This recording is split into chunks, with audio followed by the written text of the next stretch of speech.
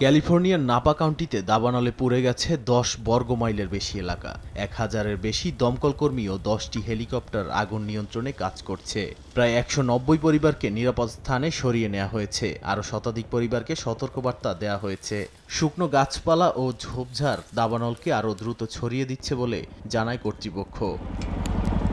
ওরেগন অঙ্গরাজ্যের কেন্দ্রীয় অঞ্চলে ২১,০০০ একরেরও বেশি বনভূমি পুড়ে গেছে। পাহাড়ি ভূখণ্ড ও শুষ্ক আবহাওয়ায় দমকল বাহিনীকে কঠিন পরিস্থিতির মুখে পড়তে হচ্ছে। সোমবার সকালে স্থানীয়দের নিয়ে বিশেষ বৈঠকের আয়োজন করে কর্তৃপক্ষ। এদিকে স্পেনের উত্তর পশ্চিমাঞ্চলীয় গ্যালিসিয়া অঞ্চলে দুটি দাবানল এখনও জ্বলছে। আউভিয়ন এলাকায় নতুন আগুনের সূত্রপাত হয়েছে। ১৮ আগস্ট থেকে চলা আগুনে ইতোমধ্যে ৪,৫০০ হেক্টর জমি পুড়ে গেছে। অরেঞ্জ প্রদেশে জরুরি অবস্থা জারি করা হয়েছে যাতে অতিরিক্ত জনবল ও সরঞ্জাম মোতায়েন করা যায়। শুধু এবছরই স্পেনে ৪ লাখ হেক্টরের বেশি এলাকা আগুনে পুড়েছে।